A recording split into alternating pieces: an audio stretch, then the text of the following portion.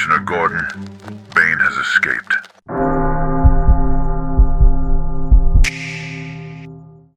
Addiction today doesn't wear chains. It wears convenience. It slides into your routine disguised as entertainment. It masquerades as productivity, connection. No needles, no dark alley.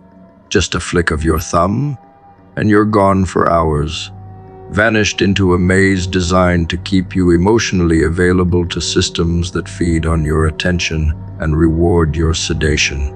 Most never notice. They laugh about their habits. They joke about their vices. They call it culture. They bond over it. But behind the performance, their eyes give it away, drained, unfocused, unanchored. The war has already begun, and half the population doesn't even know they've surrendered. You don't fight this age with willpower. You fight it with design. You rebuild the structure of your life so it becomes impossible to collapse into numbing. You delete what demands your attention but offers no depth. You cut off the empty pleasures that pretend to soothe and only succeed in stealing momentum. Addiction survives by hiding in your blind spots. It knows your weakness schedule. It knows your peak loneliness. It knows your second screen. And it waits, always one swipe away. If you want to combat it, you must become brutal with your boundaries, ruthless with your routines, forgiving with your failure, but merciless with your excuses. The enemy has evolved, no longer hiding in shadows. It lives in your palm, on your desk, in your pocket. It calls you during your stillness. It whispers during your silence. It doesn't shout. It lures. And that's what makes it dangerous. There is no confrontation, no dramatic decision, only decay. You wake up one day slower, softer, more distracted, less ambitious. You scroll past things that once lit fire in your gut. You tell yourself you're just tired. You're not tired. You're overstimulated, starved for meaning in a feast of novelty. You're buried in dopamine with no ladder out. To fight this war, you must learn to sit with silence until it stops feeling like punishment. You must take walks without music, eat without screens, wait in lines without checking, watch your cravings rise without reacting. This is how you train the muscle that addiction has atrophied. Presence, the ability to be here without escape. That's the rarest strength now, and those who develop it become unstoppable. They move through a distracted world like a ghost. Their edge comes not from knowledge, but from absence, from the discipline of not being everywhere, of choosing where their mind lands. This fight starts by realizing you're not above it. No one is. Intelligence doesn't protect you. Awareness alone doesn't save you. The most brilliant minds are being farmed for their attention daily. Algorithms know more about you than you do, and they don't need you to crash. They just need you dull. Just distracted enough to delay your dream. Just numbed enough to avoid hard choices. Just entertained enough to avoid reinvention. It doesn't have to destroy you to defeat you. It just needs to keep you average. You will not survive this age by trying to outpace addiction. You survive by slowing down until you regain control. Your attention is currency, the most valuable resource you will ever own. Every second you give away to noise is a second your future self cannot use. You are not addicted to the app. You're addicted to escape. And escape feels good until you realize you've escaped your own evolution. You think you're relaxing. You're decaying in increments. No scars, just erosion. Replace artificial dopamine with effort, not just work. Effort. Read until your brain protests. Train until you feel resistance. Create until it stops being fun. That is how you replace empty rewards with earned ones. Addiction thrives on effortless pleasure. To kill it, you must starve that circuit. You must retrain your body to recognize satisfaction only after friction. That is how you build a new nervous system, one that does not beg for distraction but craves depth. No one will rescue you. There is no savior app, no perfect detox, no life hack that replaces confrontation. The only way out is through the hours no one sees, the days where you feel the withdrawal of noise, the mornings where you sit with the itch to escape and do nothing with it. Let it rise, let it roar, then let it pass. That's where your power returns, in the pause, not in reaction, in the stillness between craving and choice. Become someone who is unreachable by the cheap. Turn your phone into a tool, not a leash. Build spaces where nothing screams for your attention. Reclaim boredom, reclaim silence, reclaim depth. Let your mind stretch again. Let it wander long enough to find its own voice. That voice has been buried under trends, alerts, pings, and noise. Dig it out. That voice is your weapon, and it has waited years for you to remember. The lie was always that you were supposed to find passion, as if it were hiding behind a tree, waiting for you to stumble into it. That's what paralyzed a generation. The belief that one day inspiration would strike like lightning. That passion was a thing you discover. So now you wait, you scroll, you fantasize, and while you wait for that magical moment, your edge dulls. Not from laziness, but from programming. You were told to chase feeling over function, emotion over discipline. But real passion isn't found, it's forged, built in silence, formed in repetition, sharpened through effort. You cultivate it by doing something before you're good at it, before you enjoy it, before you're recognized for it. Passion is not the fire, it is the ash left over after everything else inside you has burned. Passion doesn't arrive, it grows. It grows through weeks of doing something that feels tedious yet necessary. It grows when you ignore the voice telling you to quit. It grows in the middle of repetition, in the dull hours, in the quiet days. Most will never see that part. They'll only see the fire at the end and assume it was always there. But those who know, those who've built anything worth keeping, know that passion is a reward. You don't get it for dreaming, you earn it for enduring. It's the feeling that shows up after you've put your head down and done what needed doing. Long before it felt meaningful. You think the problem is that you haven't found your passion. The real problem is that you've consumed too many stories that made it look effortless. Stories where people fell into their calling, followed some spark, and suddenly found themselves in perfect alignment. That's fiction. Passion does not arrive fully formed.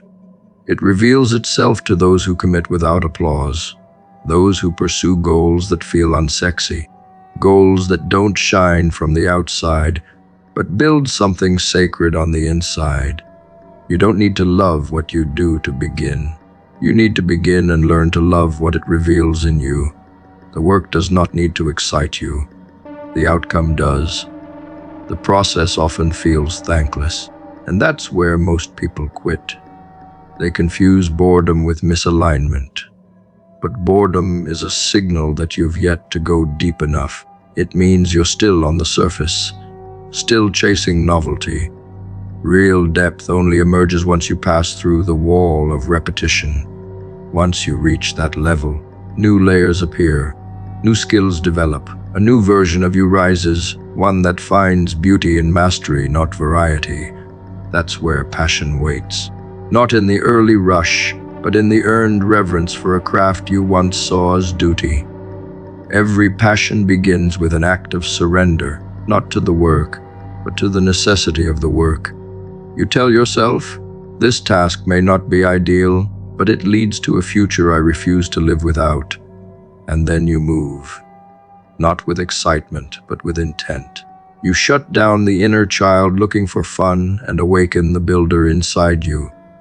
The builder doesn't need fireworks. He needs mission. He needs purpose, not romantic stories, results. That mindset cuts through the fog. It creates movement where emotion hesitates, Passion follows movement, not the other way around. Programming tells you to wait for inspiration, wait for love, wait for meaning. That's the loop that feeds distraction. You chase highs instead of building habits. You want to feel lit up before you lift your hands. And that's how you become a ghost, living life in fragments, never long enough in one direction to break through. You jump from one thing to another, hoping something will grip you hard enough to keep you. The truth, it won't. You grip it, you commit. And through that commitment, you become the kind of person passion recognizes. Undoing the programming means reintroducing effort without reward, sitting in the practice with no guarantee of payoff, studying with no praise, working while nobody watches. That is the crucible. That's what separates the addicted from the focused, the ones chasing highs from the ones building empires. And once you pass through it, you start to feel something rise, not dopamine, something heavier, a sense of ownership over your time, over your energy, over your path. That's the beginning of passion, not pleasure, but possession. You take responsibility for your trajectory. That's where addiction dies and direction is born. If you're waiting to feel excited, you're already behind. The discipline has to lead. The joy comes later. The fire only grows in those who are willing to build the woodpile long before the match is struck. This generation has forgotten that. It's been taught to pursue whatever feels good first, and only stay committed if fulfillment lands immediately. That's the formula for permanent dissatisfaction, not passion. When you look at people who've built something great, you're not looking at people who found magic. You're looking at people who embraced boredom, people who carried a vision so relentlessly that even the dullest task became holy. They didn't ask if the work matched their spirit. They made the work sacred through presence, through intensity, through refusal to give up halfway. That's the only real path. Anything else is fantasy. Focus is not a gift, it is a discipline. It does not descend upon the chosen. It does not arrive when the environment is perfect. It is carved, moment by moment, through repeated self-interruption. Every time your mind slips, you catch it. Every time your attention drifts, you drag it back. That tug of war is the practice. Not once, not twice. Hundreds of times per day. Most people never train this way. They believe focus is a switch, on or off, present or absent. It doesn't work like that. Focus is a blade. You sharpen it in silence, not by force, but by awareness. You notice when it dulls. You realign. No drama, no shame. Just correction. Repeated until correction becomes instinct. People think they're focused because they finish a task. Finishing does not mean focusing. Most can't go 5 minutes without checking a notification, refreshing a tab, or reaching for their phone during the load screen. They confuse movement with control. Focus has nothing to do with speed. It has everything to do with depth. How deep can you stay in one stream of thought before being hijacked? How long can you resist the craving for stimulation? How many times can you let discomfort build without abandoning the work? That's focus. Not the illusion you wear while multitasking.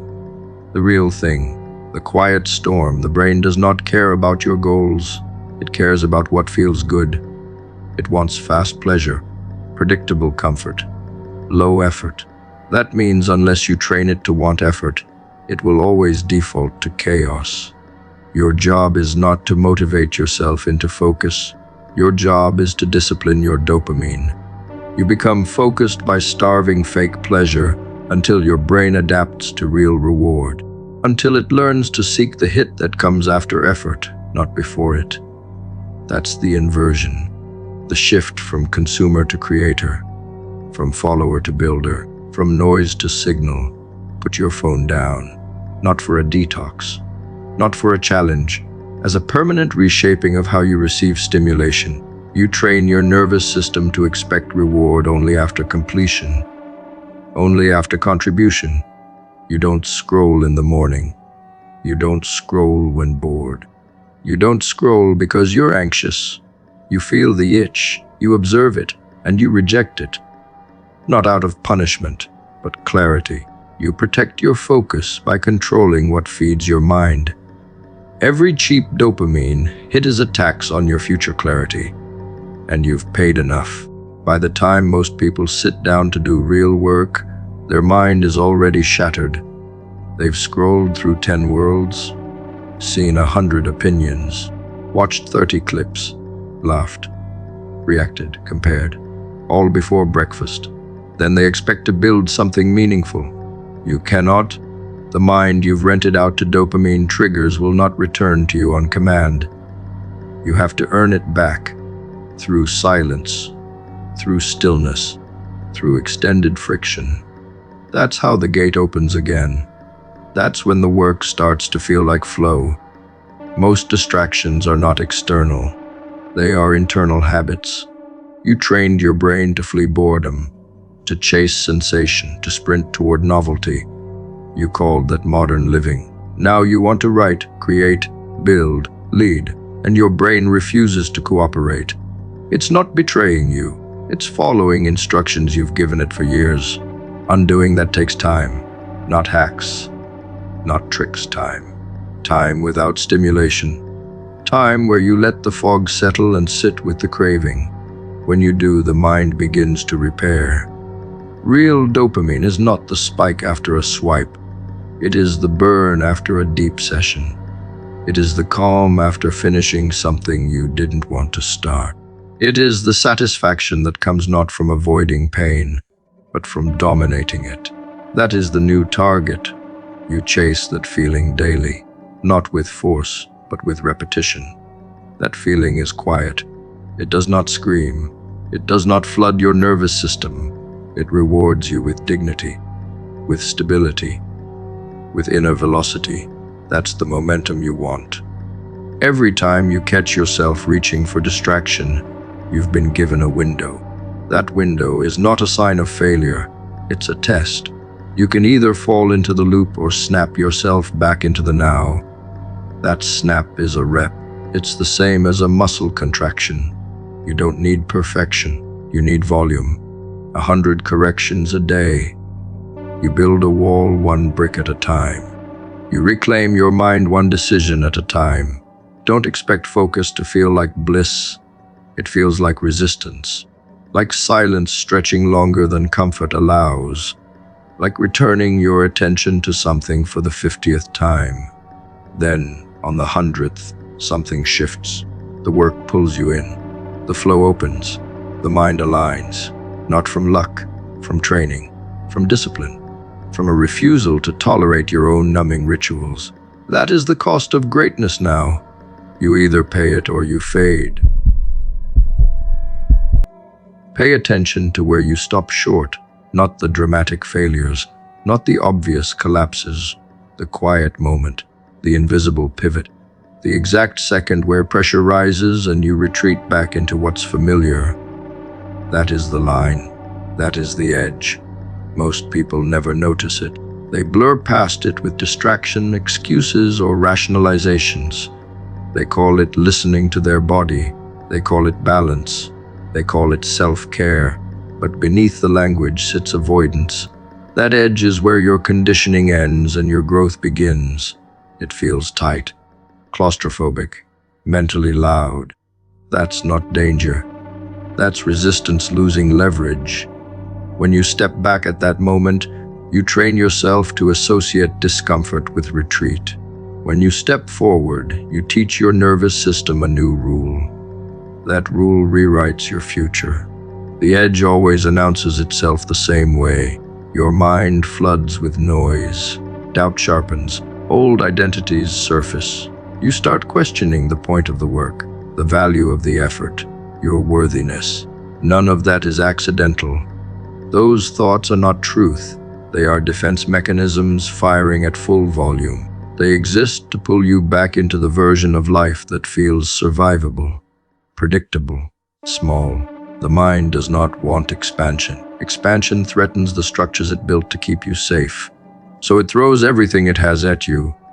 Fear, fatigue, shame, false urgency. That flood is the gate. And most turn around right there, convinced they reached their limit. They didn't. They reached the boundary of who they used to be. Every transformation happens at that boundary. Not before it, not after it, right there. The place where quitting feels logical. The place where rest feels justified. The place where distraction looks like relief. That's where the work actually begins. Everything before that point is warm up, routine, familiar territory. Beyond it lies chaos, silence, intensity. That's why it feels hostile. You are entering uncharted territory inside yourself. No applause, no comfort, no validation, just presence, just pressure. That pressure is not meant to crush you. It's meant to forge you. Watch how often you retreat at the same moment every day. Same feeling, same tension, same escape. That pattern is not random. It's trained, and training can be reversed. Each time you stay a few seconds longer, you weaken the old loop. Each time you don't run, you reclaim ground. The body adapts. The mind recalibrates.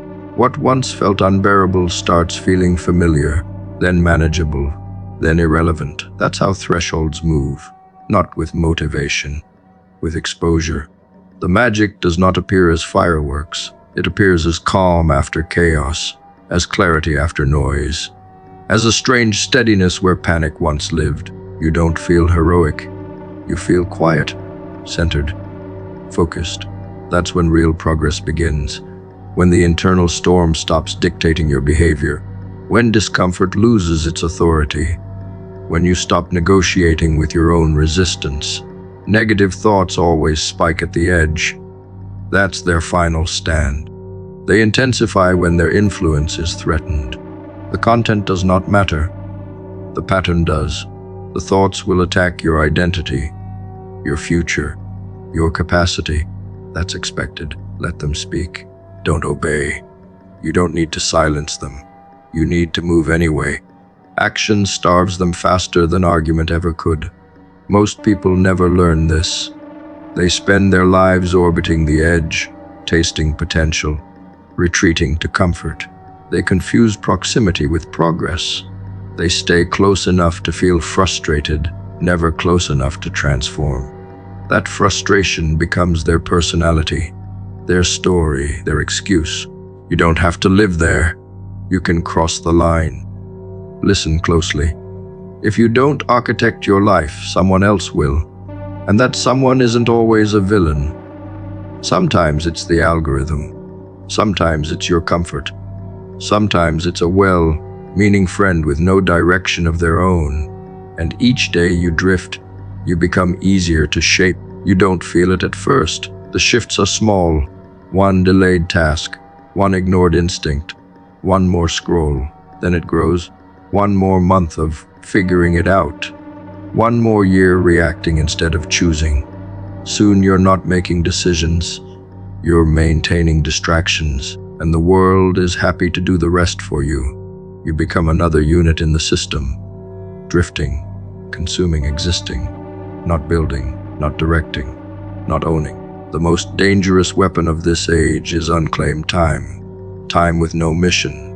Time with no intent. Time gifted away to strangers, companies, noise. If you do not assign your hours, they will be auctioned. Not for cash, but for comfort, for chaos, for someone else's momentum. The moment you stop holding the pen, the story gets rewritten without you. That's not theory. That's happening now. Every delayed morning, every loose day, every passive weekend. That's a vote, a silent agreement. You are saying, take me wherever you want, and they will.